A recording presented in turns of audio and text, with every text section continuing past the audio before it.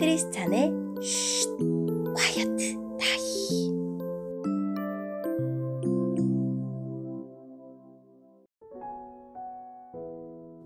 샬롬 크리스찬 성도님들 반갑습니다. 오늘의 본문은 마가복음 9장 30절부터 37절까지의 말씀입니다. 본문의 제목은 섬기는 자가 되어야 하리라 입니다. 본문을 읽기 전에 어떤 내용인지 요약본을 먼저 읽어드릴게요. 예수님은 두 번째로 자신의 순환과 부활을 예고하시는데 제자들은 누가 크냐는 논쟁을 벌입니다. 예수님은 하나님 나라에서 큰 자가 누군지를 알려주십니다.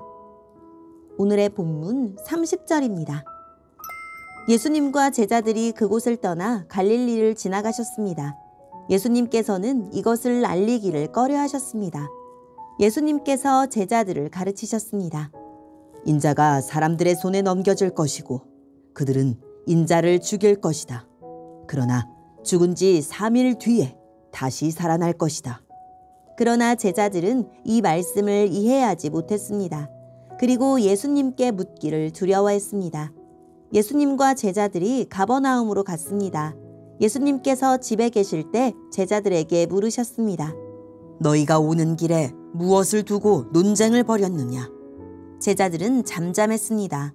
왜냐하면 그들이 자기들 중에서 누가 가장 높은가를 두고 길에서 다투었기 때문입니다. 예수님께서는 앉으셔서 12제자를 부르셨습니다. 그리고 말씀하셨습니다.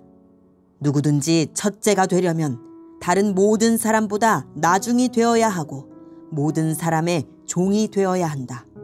그리고 한 어린이를 데려와 제자들 가운데 세우셨습니다. 그 아이를 팔에 안으시고 말씀하셨습니다. 누구든지 내 이름으로 이런 어린이 하나를 받아들이면 나를 받아들이는 것이다. 또 누구든지 나를 받아들이는 사람은 나를 받아들인 것이 아니라 나를 보내신 분을 받아들인 것이다. 아멘. 오늘의 본문을 통해 이해할 수 있는 부분은 무엇일까요? 예수님 일행이 다시 길을 떠나 갈릴리로 갔습니다. 갈릴리는 예수님의 활동 중심지였는데 이번에는 조용히 지나가야 합니다. 예루살렘까지 무사히 가려면 헤롯이나 종교 지도자들의 눈에 띄지 말아야 하기 때문입니다. 예수님은 예루살렘에 가는 목적이 사람들에게 넘겨져 죽임당하고 3일 뒤에 살아나는 것임을 다시 말씀해 주십니다. 그러나 제자들은 여전히 그 말씀을 이해하지 못할 뿐더러 이해하기조차 두려워 예수님에게 더 여쭈어 보지도 않습니다. 예수님은 제자들이 길에서 무슨 일로 다투었는지 물으십니다. 제자들은 서로 누가 높은지를 놓고 싸운 것이 부끄러운 일인 줄 알기에 아무 대답도 하지 못합니다. 그러자 예수님은 첫째가 되고 싶다면 가장 낮은 자리에서 모든 사람을 섬겨야 한다고, 특히 어린아이처럼 당시에 하찮게 취급받던 사람까지도 섬겨야 한다고 가르치십니다. 오늘의 본문을 통해 알 수 있는 우리 예수님은 어떤 분일까요? 엉뚱한 일로 실망시키는 제자들이지만 그들을 절대 포기하지 않으십니다. 생계를 버리면서까지 품었던 그들의 기대를 바꾸는 것이 쉽지 않고 사회적 통념을 거슬러 살게 하는 일도 만만치 않습니다. 그러나 주님은 반복해서 가르치시고 모범을 보이시며 그들을 참 제자로 만들어 가십니다. 지금까지 말씀으로 나를 어떻게 바꾸셨는지 돌아봅시다. 오늘의 본문을 통해 우리에게 주시는 교훈은 무엇일까요? 제자들은 예수님에게 질문하는 대신 자기들끼리 논쟁합니다.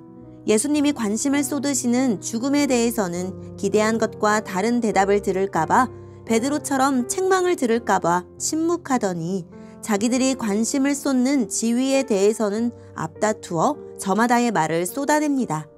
예수님이 죽음의 목적지인 예루살렘으로 향하는 길 위에서 이런 쟁론을 벌이고 있습니다. 예수님 십자가의 길을 야망과 지위를 향한 길로밖에 인식하지 못하고 있습니다.